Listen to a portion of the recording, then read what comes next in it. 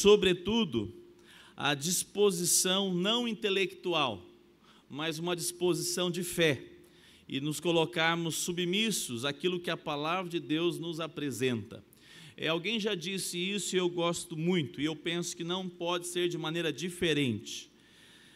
Se nós queremos estudar as doutrinas bíblicas, nós temos que falar aquilo que a Bíblia fala, e aquilo que nós não conseguimos compreender plenamente, nós nos apropriamos pela fé, nós cremos, porque tem muitas coisas que nós não conseguiremos explicar, nós precisamos crer. Nós podemos, claro, verificar vários, e nós vamos ver isso, embasamentos bíblicos, e nós vamos fazer isso, mas nós precisamos, sobretudo, chegarmos de joelhos, e não com o coração soberbo. Há uma relação hoje, igreja brasileira, eu já acabei de dizer, né? A Débora foi lá para a sala com os adolescentes. Falar da reforma, por exemplo, nós estamos no mês da reforma protestante, 507 anos. Vou preparar aquela arte lá para nós publicar, viu, Rafa? 507 anos, nós vamos falar no mês de outubro, de modo especial, sobre a reforma protestante. Mas nós, na verdade, não temos mais nada a falar, a não ser o contexto histórico da Igreja Católica Apostólica Romana. Nós temos que voltar os nossos olhos hoje para a igreja brasileira, a igreja evangélica, que deixou, por exemplo, que hoje era só a Escritura, as Escrituras aonde? Em casa, né? De lado.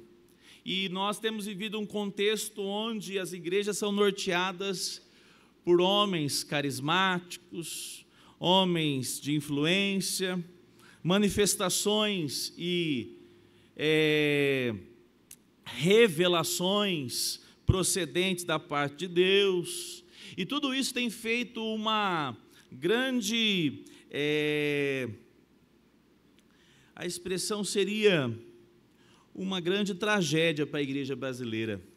Hoje você sabe que a igreja brasileira é conhecida muito mais pelos escândalos do que pelo testemunho fiel da igreja, e é a falta das Escrituras, nós podemos de fato apontar isso.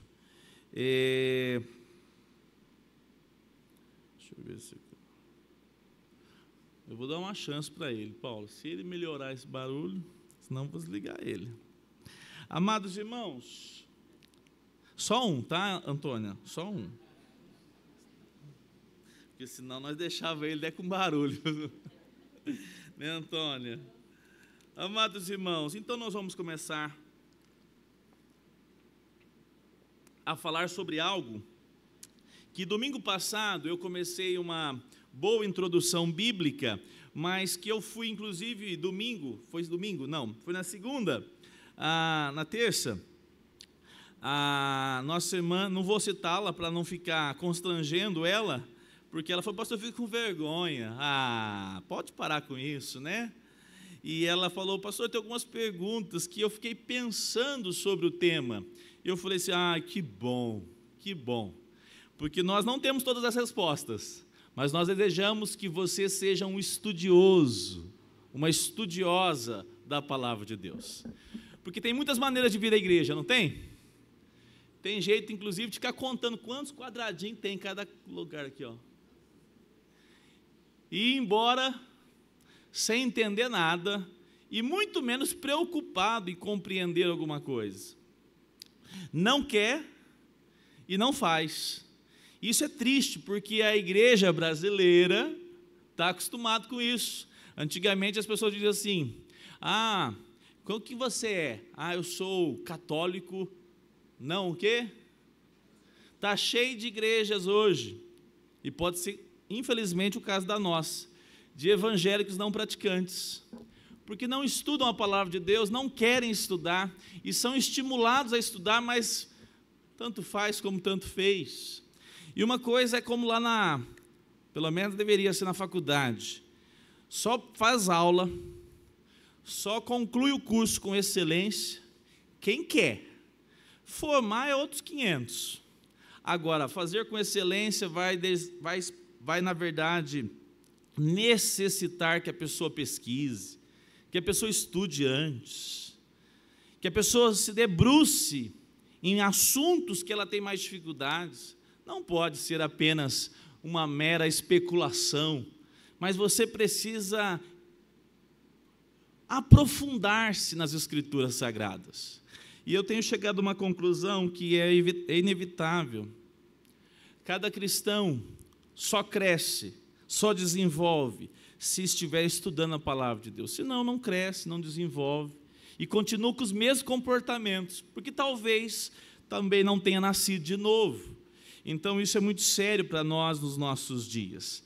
Então, amada irmã, eu vou tranquilizá-la. Toda pergunta é bem-vinda, toda pergunta é difícil, não fique constrangida.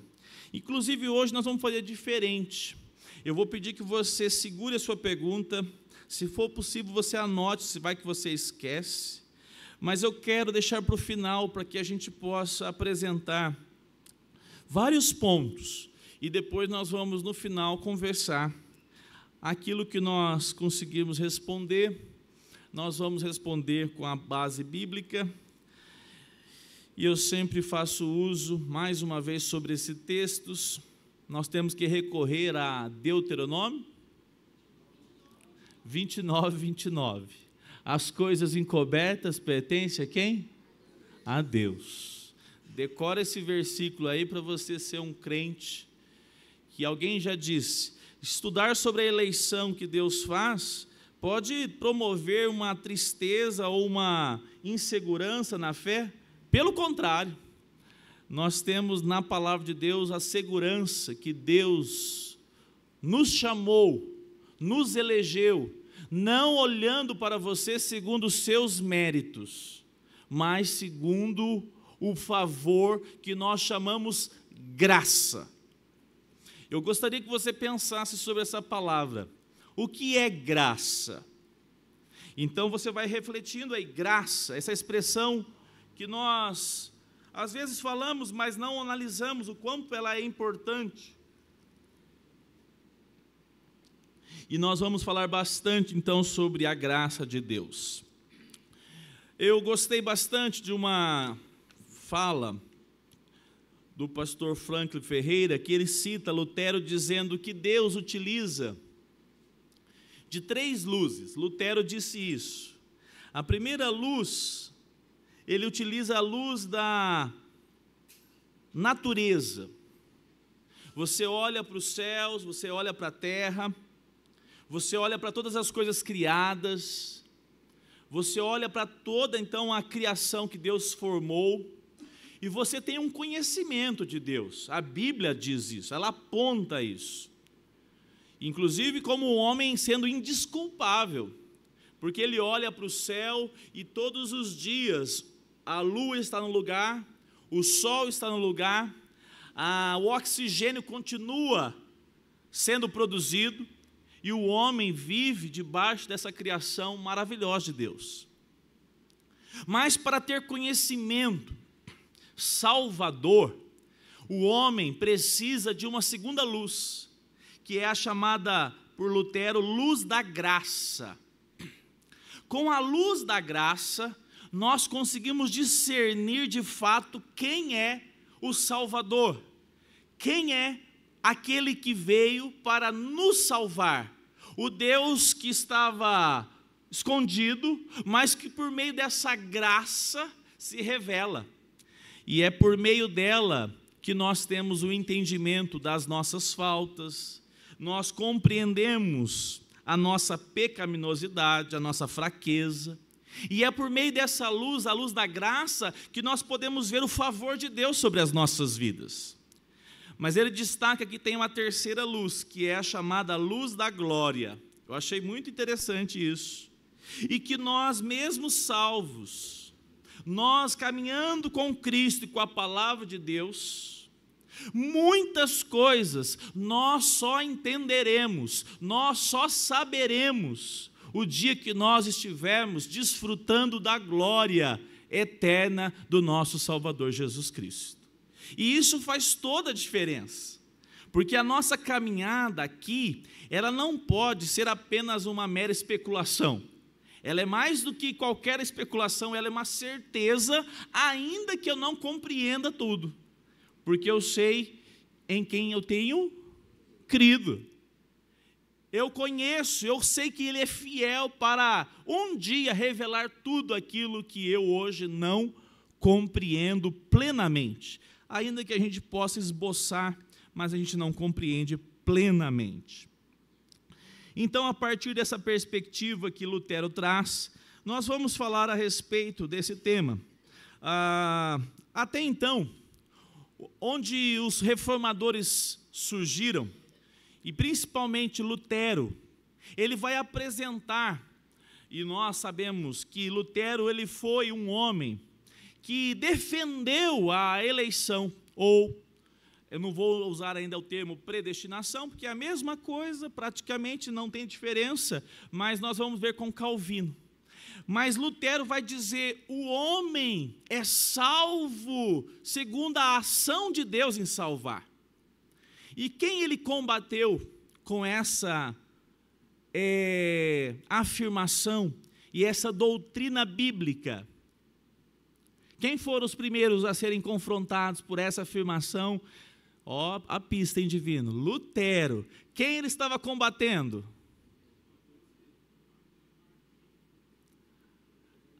A Igreja Católica. A Igreja Católica. Porque a salvação na Igreja Católica, ela não é por meio da graça. Quem já foi aqui católico assim, mas vocês são uns católicos meio à toa, não foi não? Quer ver, o Paulo foi meio à toa. Não, o Paulo era firme, viu? Nise, você também era bem firme? Ou era meia boca? Firme? Leu todas as homilias que chegavam lá? Olha lá, hein? Tem uns católicos que dão uma expressão feia, né? Mas vamos falar a verdade, dá um pau nos crentes. Que eles conhecem mais do que muitos crentes aí nessa igreja brasileira. Tem igreja brasileira evangélica que nem conhece a Bíblia, gente.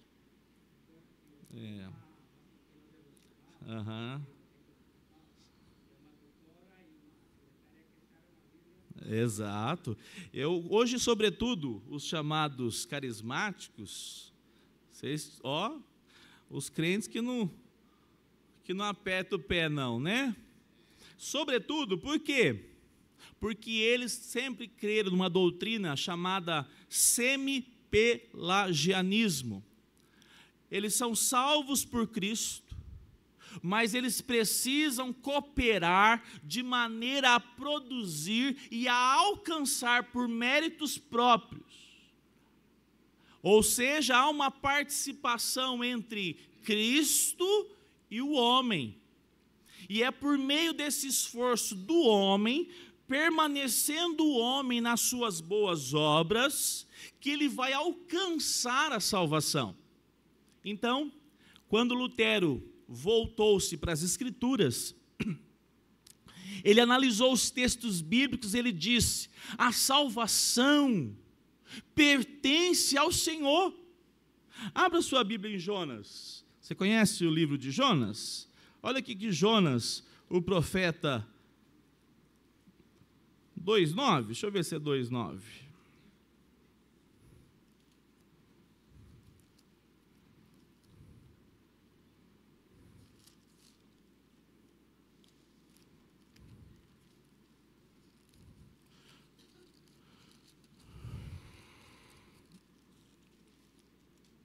Vamos ler juntos?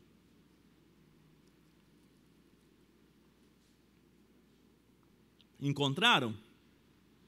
Então vamos lá, bem forte. Mas, com a voz do agradecimento, eu te oferecerei sacrifício, e o que prometi, cumprirei. Vamos bem forte agora, essa última parte. Ao Senhor pertence a salvação. Então, nós vamos entrar depois em vários textos, mas Lutero, um reformador, disse, a salvação não pode estar no homem. A salvação não tem nenhuma participação do homem.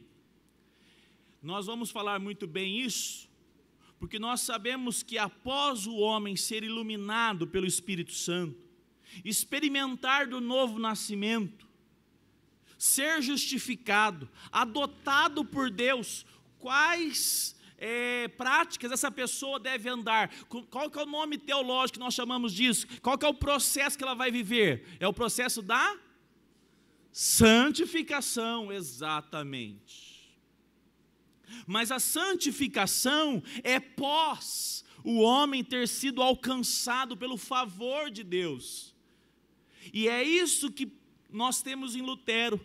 Alguém combatendo heresias que dizia que o homem poderia, ele, cooperar com a sua salvação. Perceba a diferença?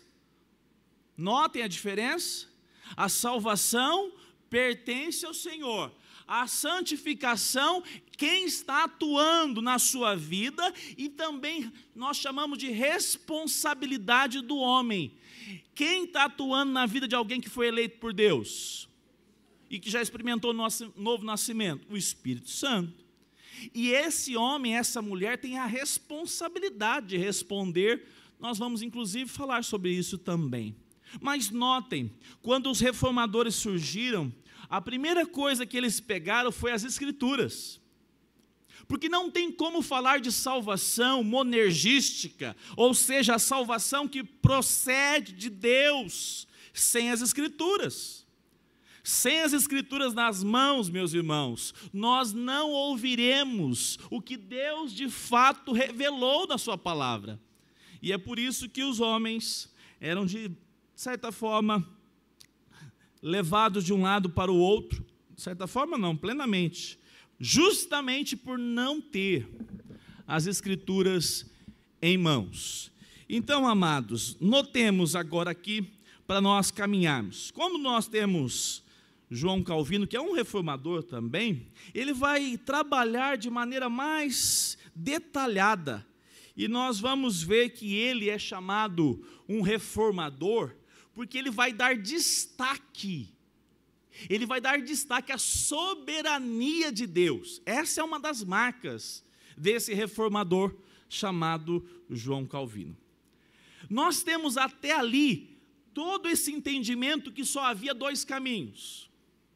Ou o homem coopera, ou o homem agora recebe a salvação pela graça de Deus, e após a salvação ser então um presente de Deus, ele vai, claro, cooperar, porque ele vai ser agora um novo nascido, ou melhor, um homem nascido de novo, e ele vai trabalhar, produzir na vida dele o que nós chamamos a ação de Deus, cooperando com o homem na santificação.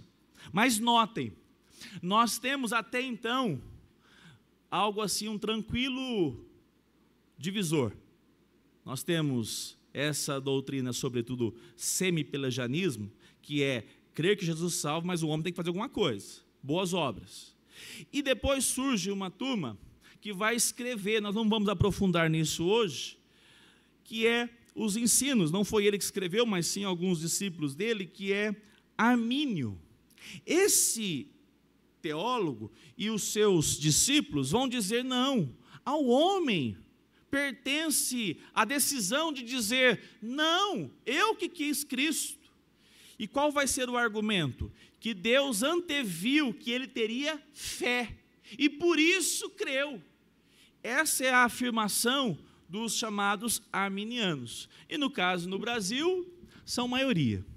Então, não fique assustada ou assustado de você falar, mas eu já ouvi e aprendi assim, eu já entendi assim. E eu repito, sem a Bíblia nas mãos, é até fácil de entender. O problema é quando a gente vai para os textos bíblicos, como nós vamos hoje para Romanos 9. Como nós podemos dizer que o homem foi visto por Deus com fé, se na verdade a fé é o quê que a palavra de Deus diz? Vocês conhecem esse texto da palavra de Deus? É dom de Deus, é dom. O que é dom?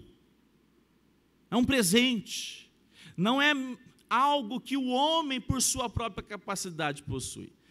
Nós não vamos entrar hoje, mas nós temos os cânones de Dort, bons documentos para nós estudarmos Paulo. os cânones de Dort vão combater, sobretudo, essas doutrinas arminianas. Contudo, entretanto, todavia, nós não devemos ser daqueles que ficam na internet dizendo assim: eu sou calvinista, eu sou reformado e você arminiano vai tudo para o inferno, doutrina herética. Está tudo errado. Quem faz isso, na minha leitura, não entendeu de fato a ação graciosa de Deus sobre a igreja. Porque nós temos que ter muito temor e tremor diante de Deus, não para nos acharmos autossuficientes. Pelo contrário, nós dizemos, pela palavra de Deus, nós entendemos que Deus é soberano na nossa salvação. Contudo, textos que apontam algumas dificuldades, nós vamos ter que, muitas vezes, recorrer ao nosso coração, à nossa mente limitada e dizer: Senhor, eu creio, ainda que não compreendo. Você quer ver uma coisa? Foi você, Rogério, não sei quem disse para mim, fosse fazer uma porta aqui nessa igreja, aqui, eu ia colocar 2 versículos. Cadê os meus versículos? João, quem conhece os versículos? Esse é difícil, né? Cadê aqui a minha colinha?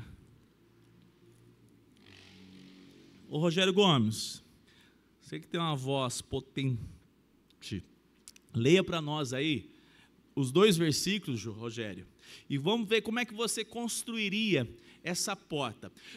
Eu vou explicar melhor. Você já entendeu aquele dito? Um portal. Como é que você colocaria essa ordem, esses 2 versículos? Você já abriu a Bíblia lá, João 10, 9.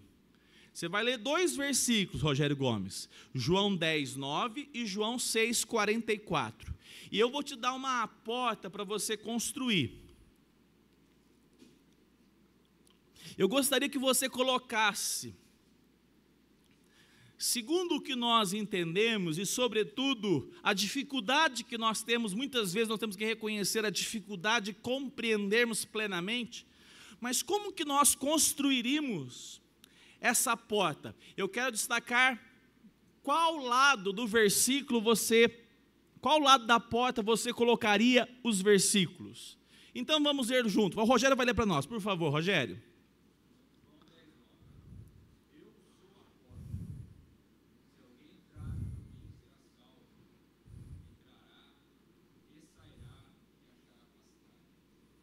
Então Jesus, eu sou a porta, se alguém entrar por mim, será o quê? Salvo. Então agora vamos para outro versículo, João 6, 44. Ninguém pode vir a mim, se o Pai que me enviou não o trouxer, e eu ressuscitarei no último dia. Ninguém pode vir a mim, Jesus está dizendo isso, se quem não trouxer, o Pai que me enviou não trouxer. Agora eu pergunto para os irmãos, perceberam a questão dos 2 versículos? Me ajude aqui a construir então o portal, Rogério.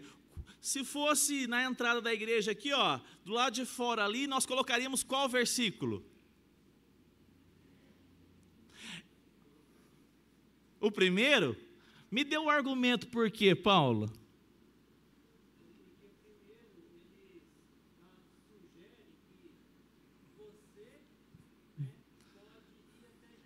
Perfeito, perfeito. Volta o primeiro versículo aí. Eu sou a porta. O texto bíblico está dizendo, eu sou a porta. Tem um versículo ali fora. Eu sou a porta. Quem vier, será o quê? Salvo. E aí a pessoa olha e fala assim, está vendo? Consegui minha salvação em Cristo.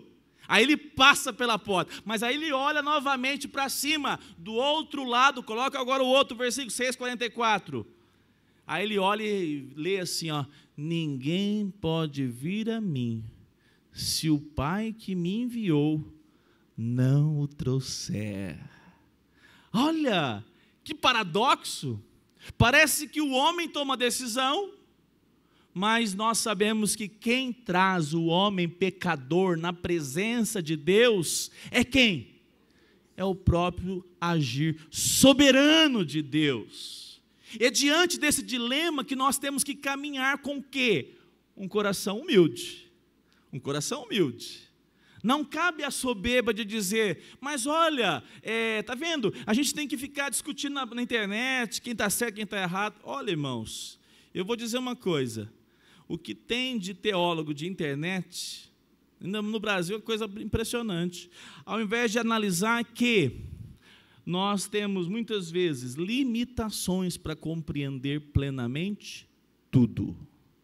Se você analisar, esse é um contexto onde o homem é responsável de tomar a decisão, mas nós sabemos muito bem que quem o chamou antes foi o próprio Deus. E é esse o contexto, então, na nossa aula hoje sobre a eleição. Vamos caminhar, olha só, nós vamos citar alguns versículos, nós vamos ler esses versículos. Romanos capítulo 11, verso 5, agora eu quero a ajuda de vocês, por favor, para nós lermos esses textos aqui.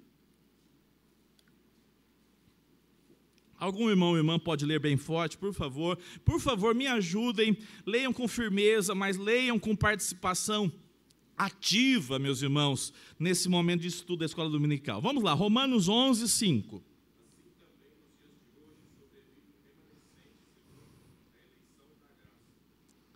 Eleição da graça.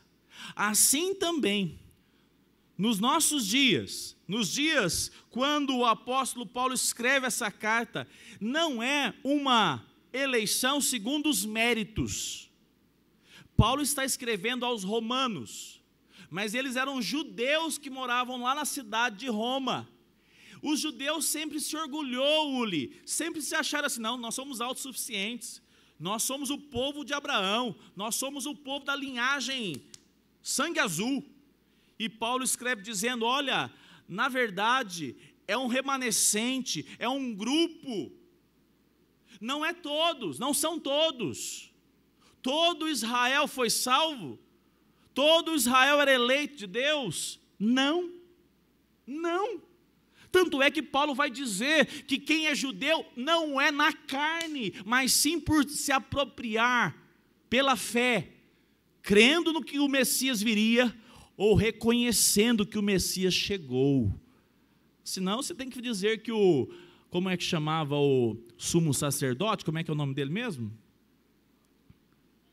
Caifás, também era um eleito e foi alcançado pela salvação. Então notem, a eleição da graça. Mas notem, a palavra graça quer dizer o quê? Um favor que nós não merecemos. Um favor que nós não damos conta de pagar. Uma coisa, eu vou contar porque eu não escondo as bênçãos.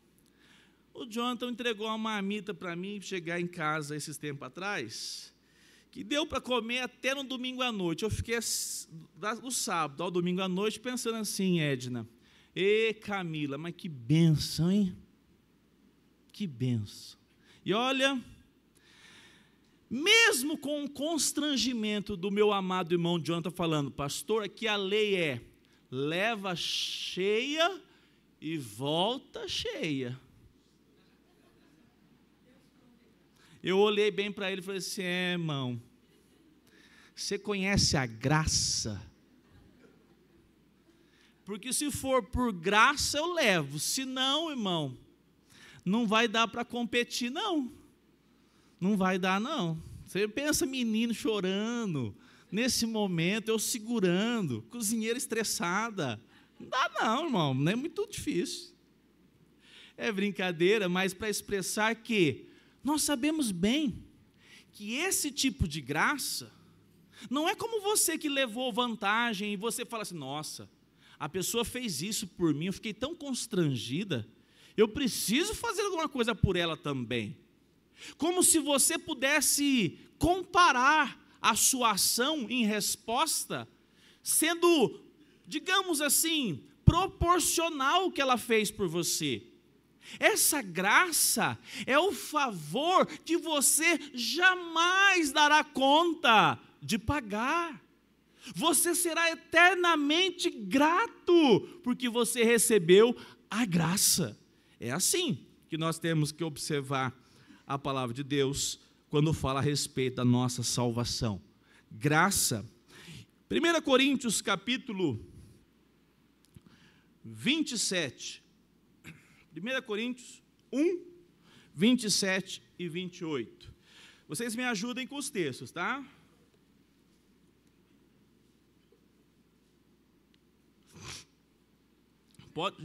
Pode ler, Eliana.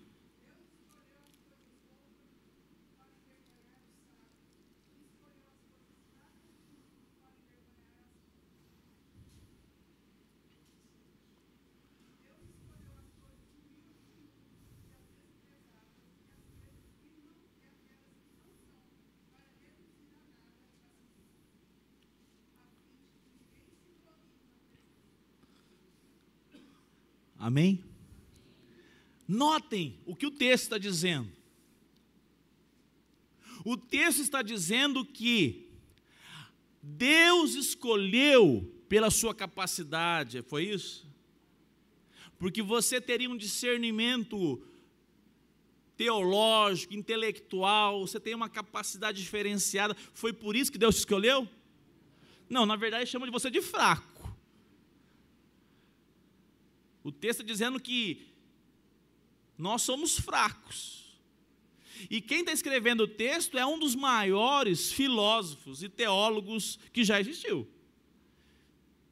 Paulo está dizendo, Deus escolheu as coisas fracas para envergonhar as que se acham que são fortes e poderosas.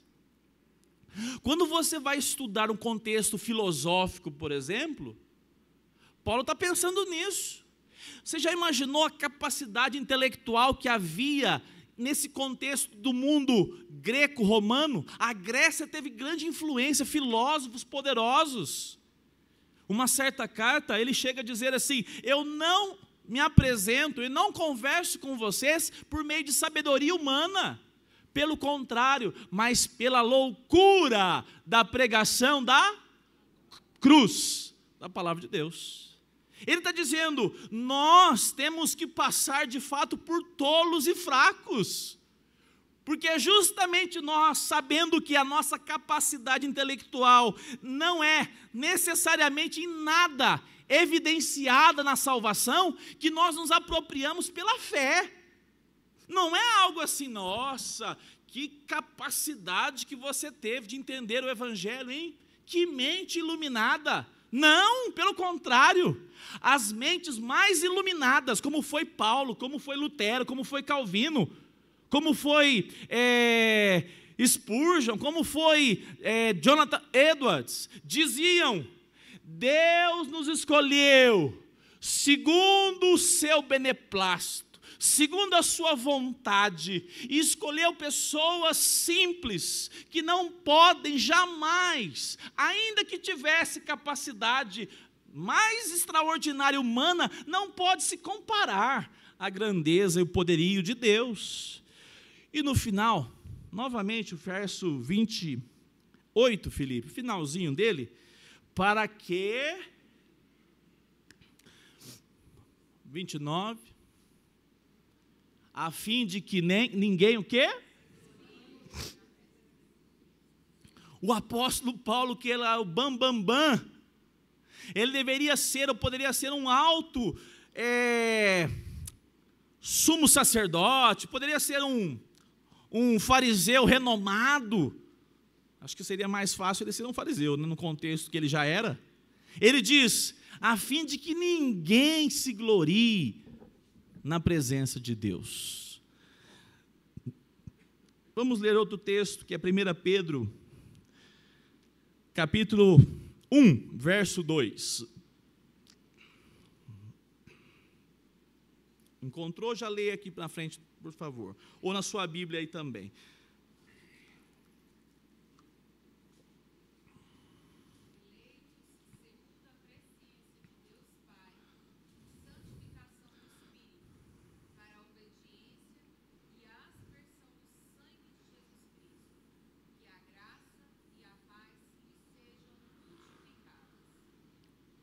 olha só, eleitos.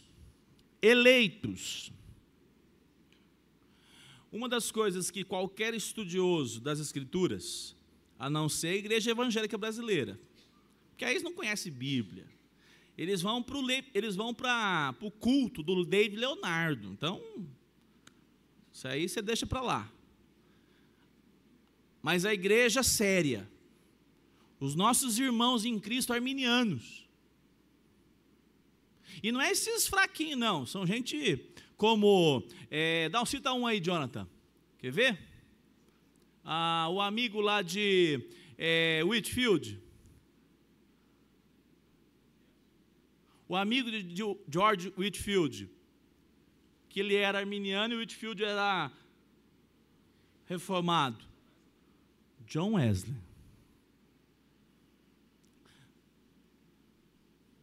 É gente graúda que pensa diferente, mas tem algumas dificuldades que nós entendemos pela palavra de Deus, e que nós temos que ter a humildade de dizer, são momentos difíceis, mas segundo a palavra de Deus, nós temos argumentos para dizer que volta o texto na tela, por favor.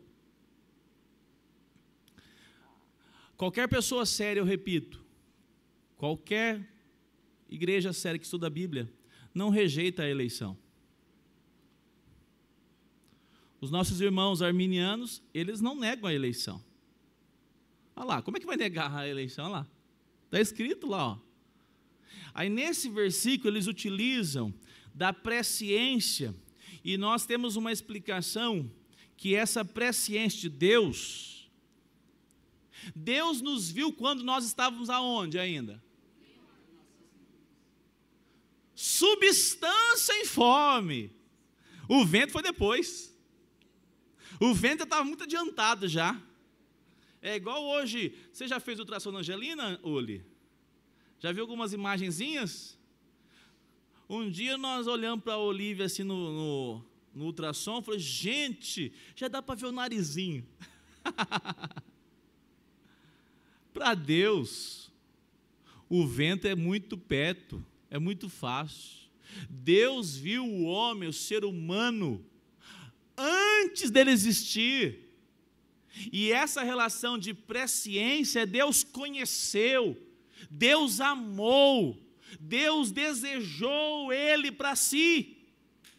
E o que nossos irmãos arminianos, e eu tenho todo o respeito, irmãos, há hoje uma linha que eu acho perigosa.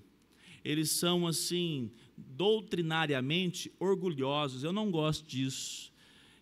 Ainda que a gente saiba que tem erros, que eu entendo pela palavra de Deus, e nem sempre vou ter todas as respostas, mas coerentemente com a palavra de Deus, nós temos a resposta que Deus não viu nada em nós.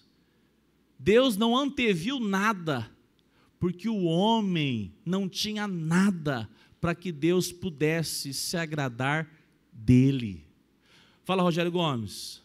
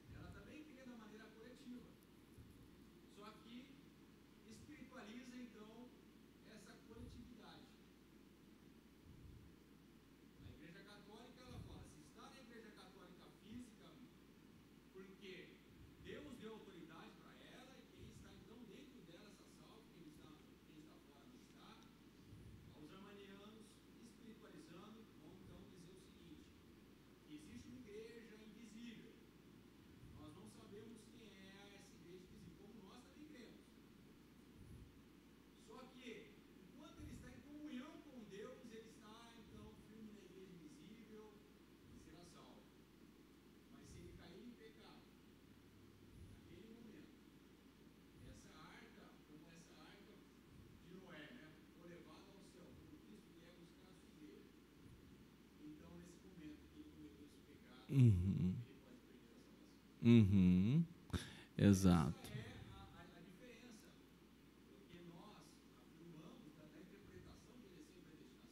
Uhum. Exato. Uhum. Exato.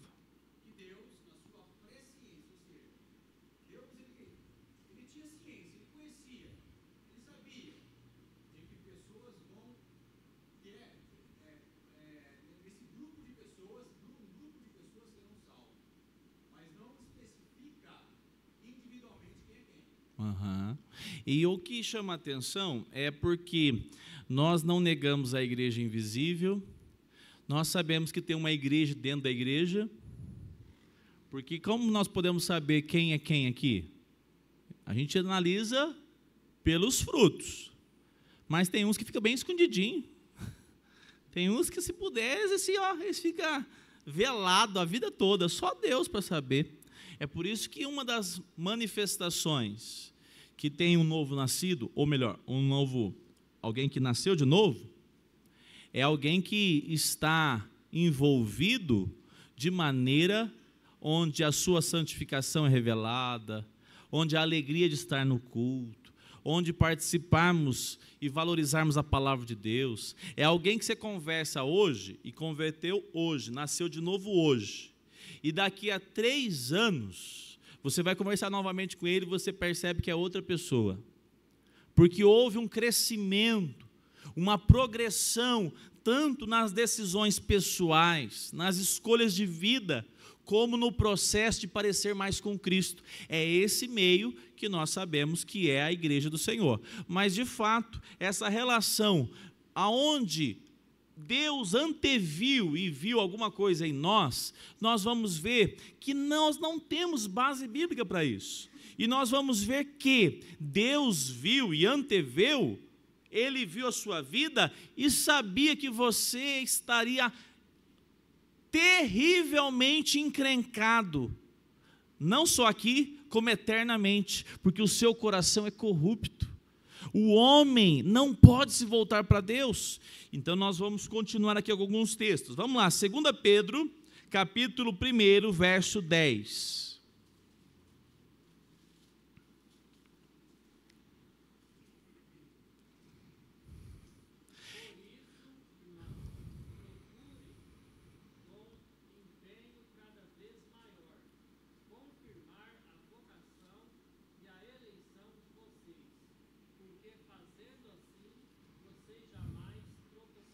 Olha só, uma das coisas que nós vamos conversando aqui, tem pessoas que dizem assim, mas vocês creem então na eleição, então se crê na eleição não precisa fazer mais nada. Já ouviram assim, conversas assim?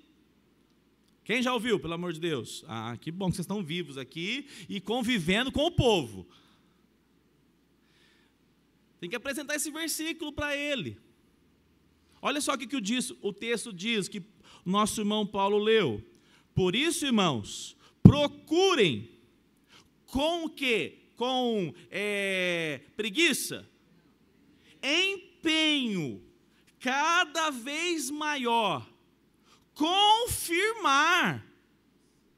Uma das que nós chamamos falácia, é alguém dizer que é eleito de Deus, e por meio dessa eleição ele dizer, então, se eu sou eleito de Deus, está tranquilo, eu vou viver a minha vida indiscriminadamente. Pelo contrário, ele nunca conheceu a Deus.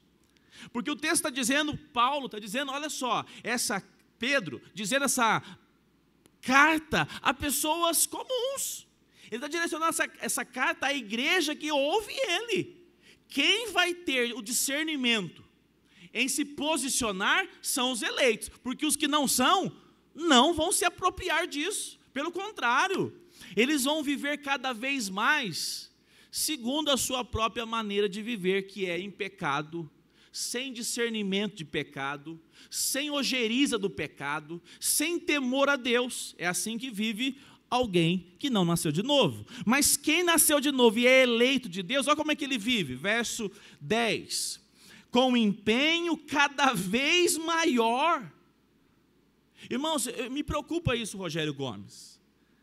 Essa é uma das coisas que a igreja presbiteriana, por muitos anos, não enfatizou.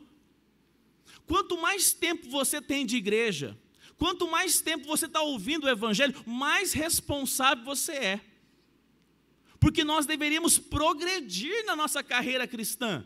Nós precisamos progredir. E como é que nós progredimos? Através de empenho. Olha só, parece tudo que é responsabilidade apenas do homem. E de fato é, nós não negamos a responsabilidade do homem. Alguém chamar de eleito e dizer assim, então está tudo tranquilo, resolvido. Sim, de certa forma, sim, está tudo resolvido. Mas eu confirmo essa eleição na minha vida com toda a dedicação, com todo o empenho. Trabalha junto. Você lembra da linha de trem? Quantos lá tem a linha de trem? Do lado direito, do lado esquerdo, não é assim? Aí você já chegou, quem já teve essa experiência? Foi num lugar de plena reta, assim, ó. Lá no fim do horizonte, o que parece? Não parece que é uma só? Não parece que tem essa unidade? É assim que trabalha essa soberania de Deus na salvação, mas que nós somos responsáveis. Nós sabemos que Deus é soberano, Ele chama como Ele quer, Ele faz conforme Ele quer. Nós vamos ver o texto de Romanos 9, que eu estou devendo para os irmãos. Mas notem, em nenhum momento há espaço para uma pessoa que diz que é eleito de Deus ficar de braços cruzados. Deus revelou, por meio dos apóstolos, que a santificação, o crescimento na vida espiritual, testifica que essa pessoa de fato foi eleita por Deus. Porque foi a gente não é eleito porque fomos, ou porque seremos, ou melhor, nós somos eleitos é um processo para nós vivermos a vida toda. Acompanhe o final do versículo. Empenho cada vez maior, confirmar a vocação e a eleição de vocês, porque fazendo assim, vocês jamais tropeçarão. Essa relação, para nós, é de um tropeço, mas é um tropeço aqui que nós podemos entender, pela palavra do Senhor, que o eleito de Deus, não é que ele vai viver plenamente perfeito, mas ele vai tropeçar. Contudo, esse tropeço não é um tropeço que não tem volta. Pelo contrário, Deus produzirá no coração dele arrependimento e ele não tem mais prazer no pecado, na vida pecaminosa. Vamos caminhar mais um pouquinho, irmão Luiz, por favor.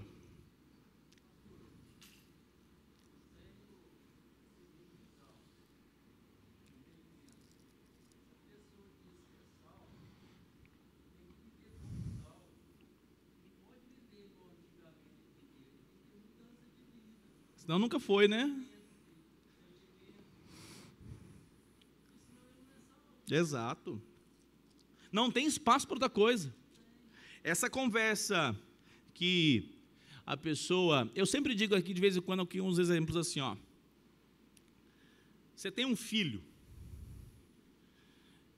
e ele não é convertido. Dá para saber, não dá se ele é convertido, se não é? Eu creio que dá para qualquer pai e mãe.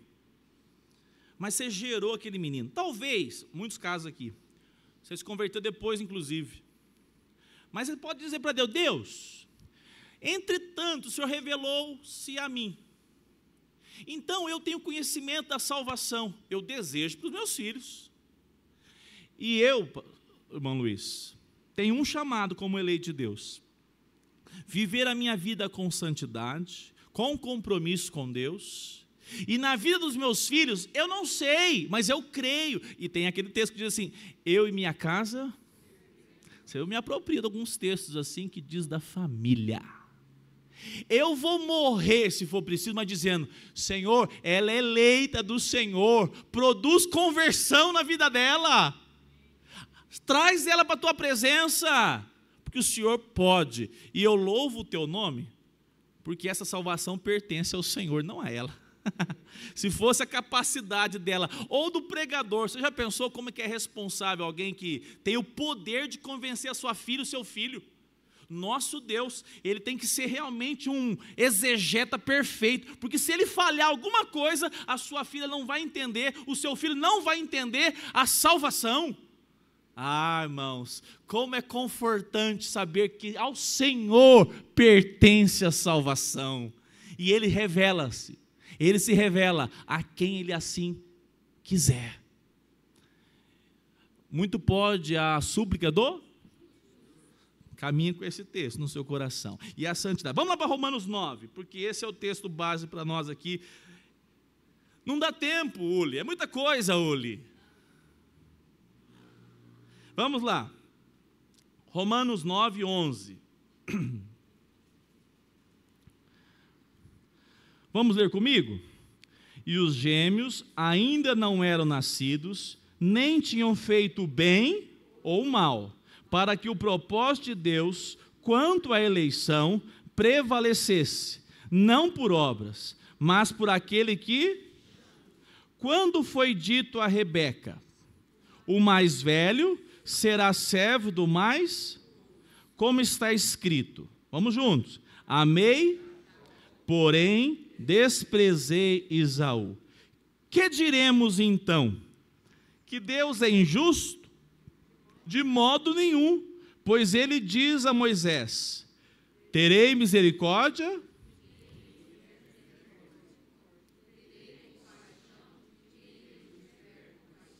Vamos juntos, 16 até o 18. Assim, pois, isto não depende de quem quer ou de quem corre, mas de Deus, que tem misericórdia. Porque a Escritura diz a Faraó: foi para isso mesmo que eu levantei, para mostrar em você o meu poder e para que o meu nome seja anunciado em toda a terra. Logo, Deus tem misericórdia de quem quer e também endurece a quem Ele quer. Vamos por partes, então. Os gêmeos ainda não eram nascidos, nem tinham feito o bem ou o mal. Primeira coisa para entender esse texto, nós temos que lembrar. Se não entender isso, irmãos, é por isso que as pessoas têm livre-arbítrio aí fora. Todo mundo fala isso, né? Ah, mas ele tem o livre-arbítrio. Ah, ele tem o livre-arbítrio. Ah, é? Pergunta para ele assim: ele consegue não pecar? Porque escolher com quem casa, a profissão, escolher o que vai vestir, tudo isso Deus deixou para você e para mim fazer. Mas decidir não pecar, você conheceu alguém assim? Se ele for sincero com você, ele vai dizer: olha, de fato, perfeito, não sou não. Ainda que ele se ache, mas ele vai ter que ser sincero com você. Tudo começa em Gênesis. Deus criou o homem e colocou o homem no jardim, colocou uma esposa, e eles eram qual estado que eles tinham? Pecado ou de perfeição? Perfeição. Esse estado de perfeição estava em Adão, estava com Eva. Mas o que eles decidiram? Pecar contra Deus.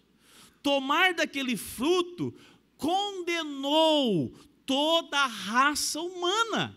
Nós temos que partir desse entendimento, senão você não vai entender por que Deus chama um e não chama outro. Notem que agora, a partir de Caim ou Abel mais velho? Caim, né?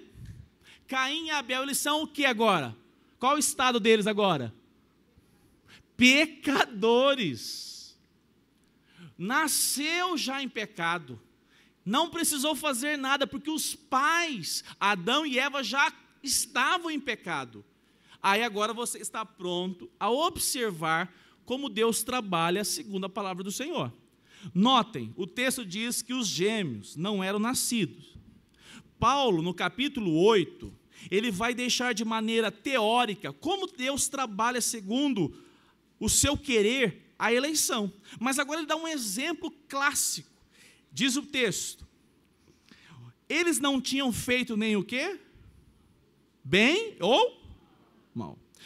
Como está muito fresco na mente de vocês, eu pergunto para vocês: aqui, o irmão, Deus escolheu o irmão mais velho ou o mais novo?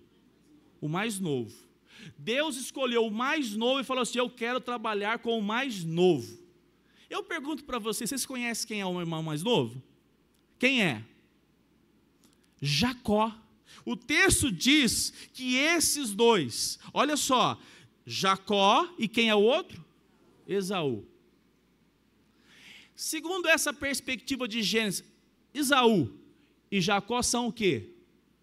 Qual o estado deles? Pecadores. Tá bom. Então vamos lá. E Deus escolheu sem ver o bem ou o mal, certo? Não tinha feito nada ainda. Mas, olha só, para que o propósito de Deus quanto à eleição, verso 11, prevalecesse, não por obras, mas por aquele que chama. Quando foi dito a Rebeca: o mais velho será servo do mais moço. Como está escrito: amei Jacó, porém desprezei Esaú. Eu pergunto para os irmãos: Esaú era gente boa, sim? Você é mãe, né, Antônia? Você queria ter um filho igual a Esaú? Ah, então essa é uma boa pergunta.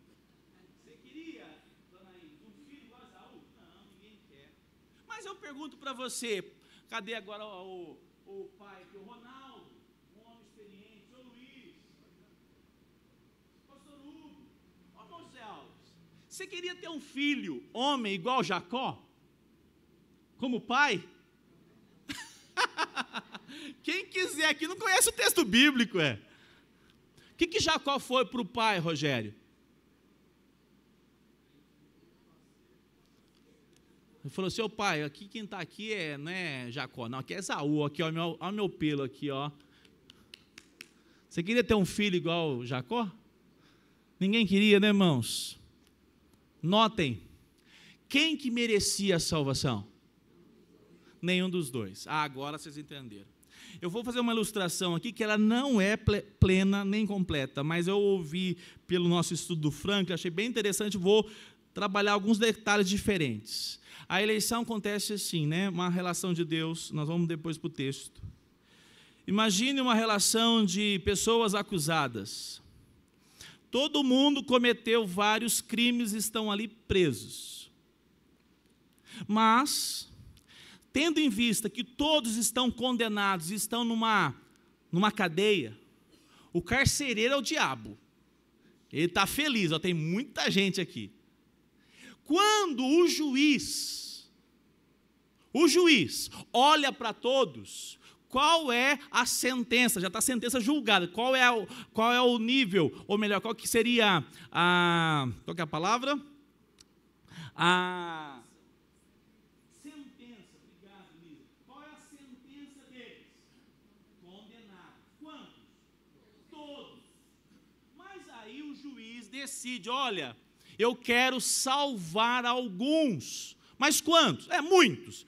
Todos? Não.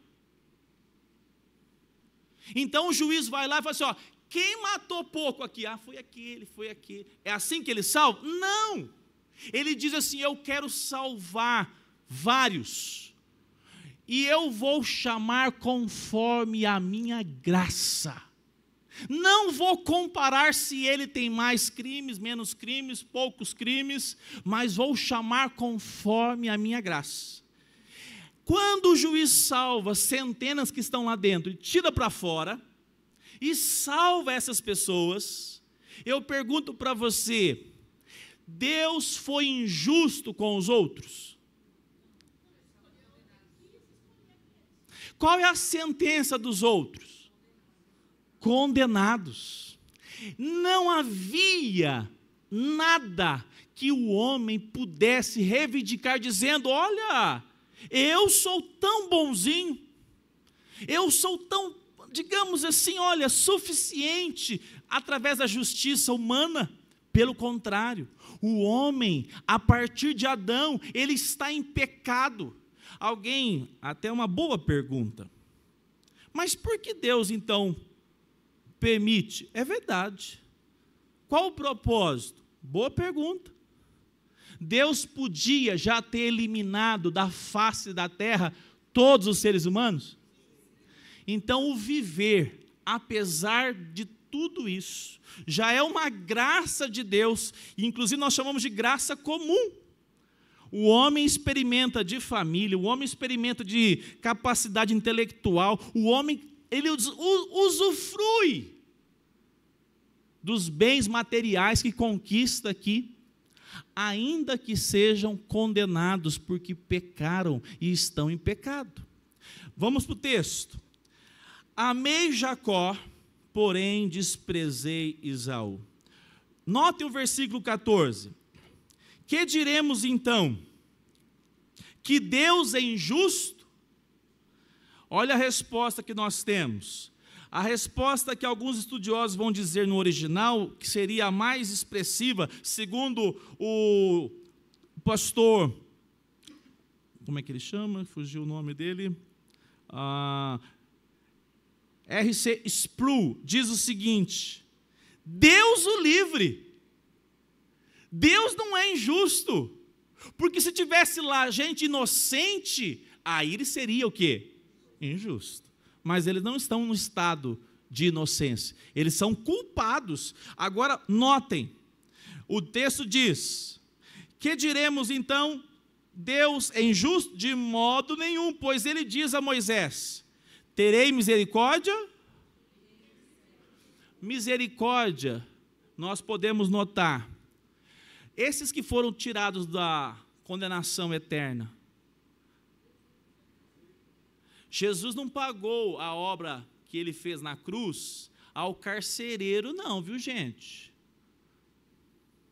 Jesus pagou pela sua salvação ao juiz, que é santo, ao Deus Criador, e falou: Senhor, por causa desses, está aqui o meu sangue derramado naquela cruz, por causa desses. E o juiz mandou: fala para o carcereiro soltar lá. Agora notem, com esses Deus agiu com misericórdia, e com os outros, justiça. Justiça. Porque os outros não podiam responder, porque eles estavam condenados. E essa relação então aponta: terei misericórdia, compaixão de quem eu tiver compaixão. Agora vamos junto novamente ao 16. Assim, pois, não depende de quem quer. Olha que interessante isso. Ou de quem, o que é correr aqui? O que se representa correr? Esforço. Parece contraditório, mas não é. A salvação pertence ao Senhor, Ele dá aos seus eleitos para a santificação. Nós vamos depois ver que a santificação vem depois, mas a salvação é um presente de Deus, e não depende daquilo que o homem produziu, o tanto que ele correu, o tanto que ele trabalhou, as boas obras que ele fez. Não, é um favor que vem dos céus. Abra sua Bíblia em Efésios 1, versículo 5, por favor. Efésios 1, 5. Olha só o que diz a palavra de Deus.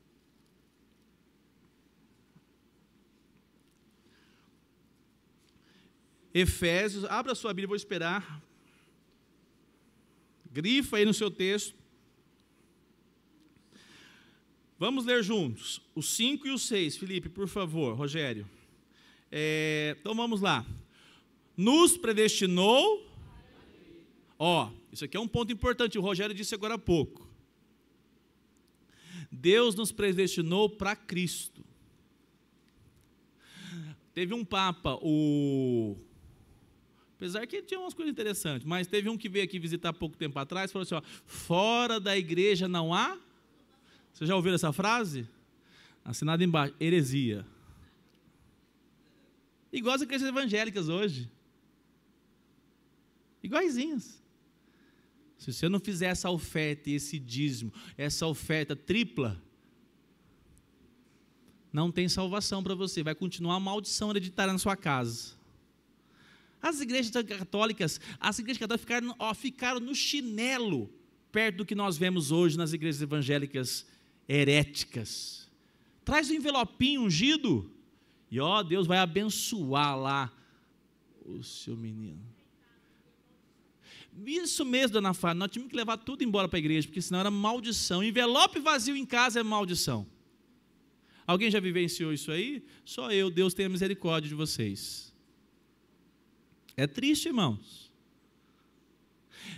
Cristo nos predestinou para Ele, de maneira individual.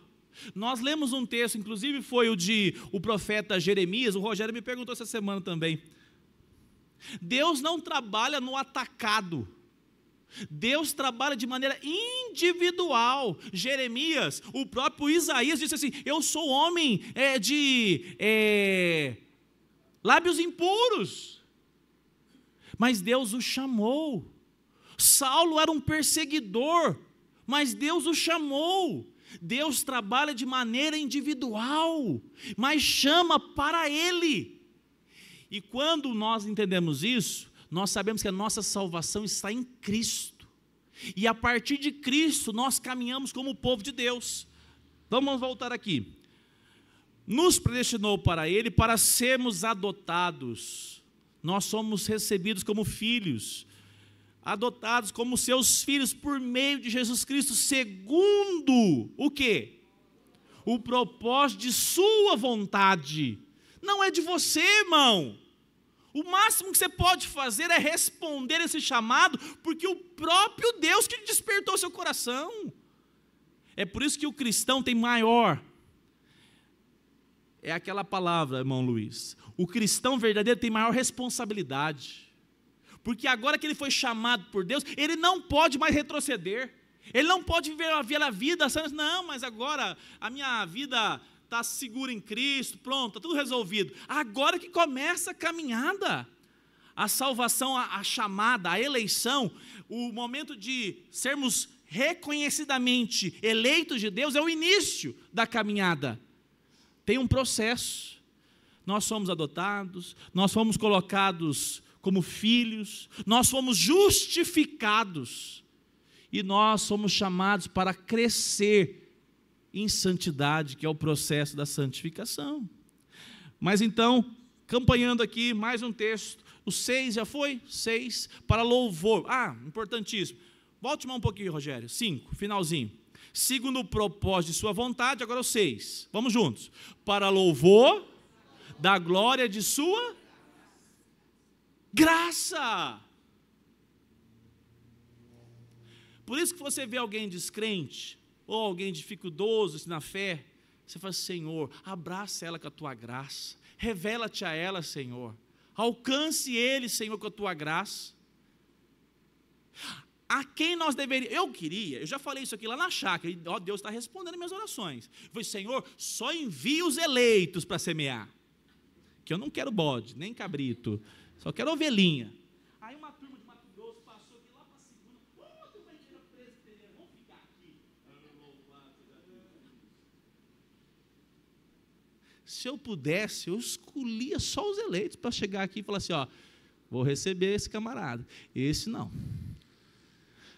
Fecha o portão, não deixa nem entrar, você dá problema, Rodrigo, isso é ruim. Jesus enviou a igreja a pregar a quem? A todos. Ide pregai o evangelho, ide anunciai em Jerusalém, Samaria, até os confins da terra, pregando aos eleitos? Não, pregando a todos. Muitos são chamados. O chamamento faz parte da ação de Deus. Eu repito aqui aquela frase para você entender. Esaú, irmãos, vamos analisar Esaú? Esaú dava trabalho para o pai e para a mãe. Esaú foi um rebelde. As pessoas são chamadas, mas notem, Deus não escolheu, a responsabilidade é do homem. Nós não negamos a responsabilidade do homem. Notem que a igreja está aberta hoje à eleição. Domingo que vem, é chácara. Eles não querem ouvir da palavra de Deus. Eles não querem. Você chama uma pessoa lá 10, ele não quer. A vida está desgraçada, mas ele não quer. Ele quer continuar no carotim. Ele quer continuar na internet, lá preso na pornografia. Ele não quer. É por isso que elas são responsáveis pelos seus atos. Deus não nega isso. Pelo contrário, nós podemos não compreender plenamente isso. Mas essa responsabilidade do homem é do homem. E nós devemos anunciar a todos, porque nós não sabemos quem são os eleitos. E até mesmo os que não são, essa pregação é para que Deus utilize, porque eles são indesculpáveis. Indesculpáveis. Então, notem, nós temos a palavra de Deus apontando que é para a glória da sua graça. 1 Timóteo 1, 9. Mateus 22, 14, né? Porque muitos são chamados, mas poucos são escolhidos. 1 Timóteo 1, 19, para nós caminharmos para o final. 1 Timóteo 1, 9, perdão.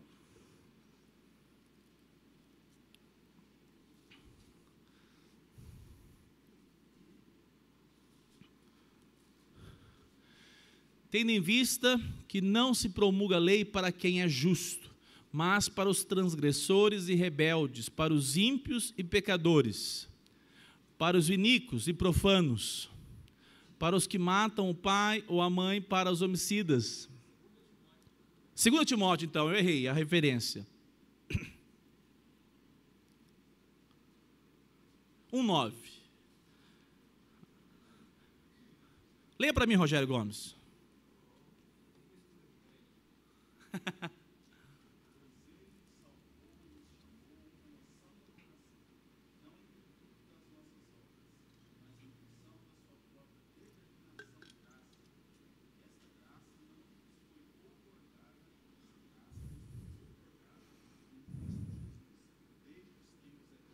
Não, vou ter que voltar nesse versículo. Volta novamente aí, Rogério Góes. Obrigado, Rogério Gomes, senão não ia passar batido. A gente nota aqui, né? Olha lá. Jesus, que nos salvou, quando Ele nos elege, Ele nos chama. Nós vamos ver isso aqui depois, esse processo da salvação. Ele elege, depois chama. Nos salvou, nos chamou, e nos chamou com santa vocação. Ninguém é chamado para ficar aqui esquentando o banco da igreja. Fala, não, eu já sou crente, eu vou lá na igreja todo domingo. Que bom. Mas como é que é a sua semana? A minha semana é uma semana consagrada a Jesus. Estava estudando essa semana aqui, sexta-feira, reunião de oração. É 2 Coríntios capítulo 4. Nós fazemos morrer a nossa natureza todos os dias. Isso testifica que nós somos de Cristo. É uma batalha diária. Cristão eleito não tem como viver em berço esplêndido. A verdadeira imagem de alguém que é crente de verdade é um chapéu na cabeça, capacete na cabeça e um AK-47 nas mãos. Aí você já é bolsonarista. Não. É a Bíblia. A Bíblia na mão. É dobrando o joelho e falando, Senhor, se o Senhor não me der graça hoje, eu vou pecar contra o Senhor, me ajude, me livre. O cristão genuíno, verdadeiro chamado, ele batalha na vida cristã. Olha lá, não segundo as nossas obras ele nos chamou. Ele não viu nada antes de nós, irmãos. Na verdade, ele viu a nossa miséria, mas conforme a sua própria determinação e graça, que nos foi dada em Cristo Jesus. Quando? antes dos tempos eternos. Isso é maravilhoso, Edna, porque você pode caminhar segura. A sua salvação não depende de você, a minha salvação não depende de mim, a nossa. Quem está em Cristo está sustentado pelo poder de Cristo. Se você entender isso, você vai compreender que você caminha agora. Oh Senhor, louvado seja o teu nome, eu sou um pecador, mas a tua obra foi suficiente para me chamar, o Senhor me escolheu, segundo os méritos do Senhor. O único que tem o livre-arbítrio de chamar é Deus. Não, eu quis Ele, segundo o que eu desejei. Não, ninguém vai entender, mas eu quero ela para mim, e assim eu chamei para que ela possa viver na minha presença, para a minha glória, para a minha glória. E com isso, amados irmãos, olha lá, antes dos tempos eternos, Deus, Ele chamou você. Eu creio que cada um que chegou aqui nessa igreja, eu louvo a Deus por isso. Muitos eu conheço a história, mas o primeiro dia que lá, vou lá lembrar agora do Luiz, foi lá um trabalho da EBF, das crianças, na segunda igreja, 8 anos, Luiz? 7. E ouviu o evangelho, um dia voltou. A minha cunhada, a Brenda, também deu um caso assim. Morava de frente, tanto lugar em São Simão, em Goiás, para morar, foi morar de frente à igreja presbiteriana. Obra da providência, é outro assunto, providência. E aí conheceu, por sinal, o pastor que começou a discipular ela e a família, mas foi mais, ela era criança, foi meu professor no seminário em Goiânia. Olha que interessante, o mundo é pequeno, né? E ela falou assim, nossa, eu quero ser uma crente presbiteriana. Com 4 anos de idade, a família toda não era crente. Deus chama, Deus prepara os meios para que você se achegue. Deus preparou. Esse chamado foi através da sua esposa, do seu esposo, de um amigo, mas Deus, Ele chamou você porque Ele decidiu lhe amar, segundo a sua graça, e não depende de você, isso não é a obra sua, você só pode chegar igual Maria, irmã de Lázaro, se prostrar aos pés de Jesus, se prostrar a cada culto aqui, dizendo, Senhor, só me resta adorá-lo, exaltá-lo, e viver uma vida consagrada ao Senhor, não tem outro caminho. Ou então você não foi impactado ainda por esse amor de Cristo sobre a sua vida. Para nós caminharmos e terminarmos, eu quero responder algumas questões, né, que a gente às vezes fica com dificuldades. Não dá tempo de ver tudo, mas abra Romanos, capítulo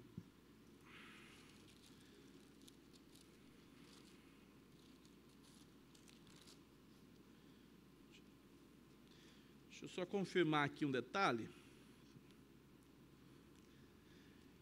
Abra antes do 11, capítulo 8, 29.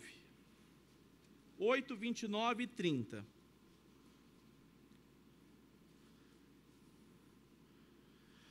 Diz assim, pois aqueles que Deus de antemão conheceu, Ele também predestinou para serem conformes à imagem de seu Filho, a fim de que ele seja o primogênito entre muitos irmãos.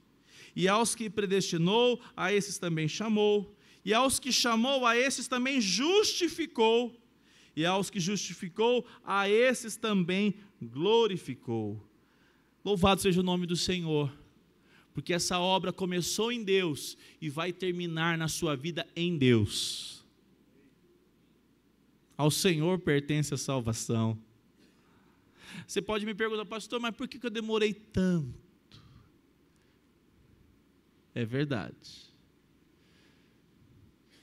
Meu pai, o seu Morales, que nasceu em 55, ele sempre conta isso. De alguns anos para cá que ele notou isso. Que privilégio é conhecer Cristo na juventude e viver uma vida consagrada ao Senhor, Uli. Uma vida dirigida, Meire, por Deus. Se Deus lhe alcançou, não lamente, mas diga: Senhor, obrigado, porque o tempo que eu tenho nessa vida, eu quero viver para a tua glória, porque o Senhor mesmo vai me sustentar até o grande dia que eu vou ter um encontro eterno na tua presença, eu e os teus eleitos para a tua honra e glória. Vamos lá para Romanos para terminar com esse texto? Oi, Antônia.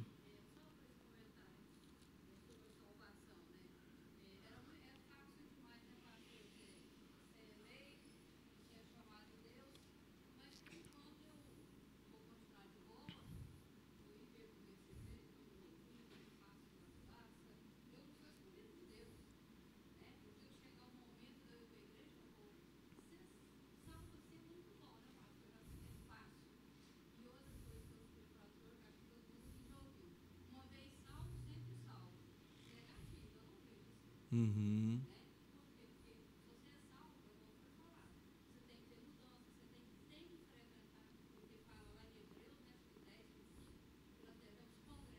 Uhum. Eu entendo isso, sabe como, Antônia? A realidade é que todo mundo quer um atalho. Essa é a realidade. Então, por exemplo, eu repito, naquela pessoa que diz que ela é salva, e ela usa esse termo, por exemplo, uma vez salvo, salvo para sempre. Mas notem só, mas a vida dela é assim: porque eu não quero perder tempo, não, eu quero aproveitar a minha juventude. Ah, não, eu não quero perder tempo, não, eu quero fazer os meus negócios aí, tem que fazer uns negócios meio complicados, mas eu sou salvo, porque uma vez salvo, salvo para sempre. Ele nega a salvação, ele nunca conheceu Deus. Por outro lado, aquele que crê em Jesus verdadeiramente, ele pode dizer: eu sou salvo segundo os méritos de Cristo, que reproduziu na minha vida hoje desejo de caminhar com Jesus. Porque vamos falar uma verdade? Você é crente, você mais acerta ou você mais erra? Ah, que bom que vocês é igual eu, que eu pensei que era só eu, que eu mais errava do que acertava. Mas o desejo do meu coração hoje é de cada dia mais agradar a quem? A mim ou a Cristo? Se é a Cristo, você de fato foi salva, os méritos pertencem ao Senhor e você vai ser sustentado eternamente pelo amor do Senhor. Percebe isso? Porque a pessoa que diz isso aqui para viver uma vida libertina, ele nunca conheceu Cristo. Mas ao mesmo tempo nós podemos nos descansar seguros, que até quando nós falhamos, nós não somos salvos, porque nós temos méritos que não vamos conseguir acertar, pelo contrário. Eu repito a cena, vocês lembram da cena de Maria? Onde que ela parou? No pé sujo, de poeira de Jesus, porque ele andava de sandália aberta. É lá que nós temos que parar como salvos. O tropeço pode acontecer, mas nós não temos prazer nele. Esse é o salvo que de fato pode dizer: eu sou salvo, continuarei salvo, porque o Senhor me chamou para a santidade, e até mesmo meus tropeços, eu me envergonho, me entristeço, me ajoelho ao Senhor, e Ele me levanta para caminhar novamente para a glória do Senhor mesmo. Então nós não podemos cair nesse fatalismo, tipo assim: ah, tá vendo? Se está querendo dizer que está tudo resolvido e pronto, acabou. E não entendeu o processo da salvação. Ainda que a nossa segurança esteja totalmente em Cristo, e o verdadeiro vai descansar nisso, aquele que não conheceu, ele vai tentar utilizar de manobras, né, para tentar encontrar atalhos.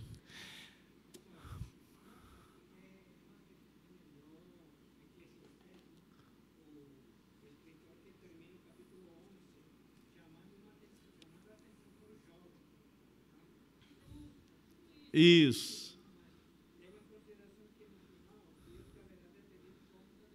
Exatamente.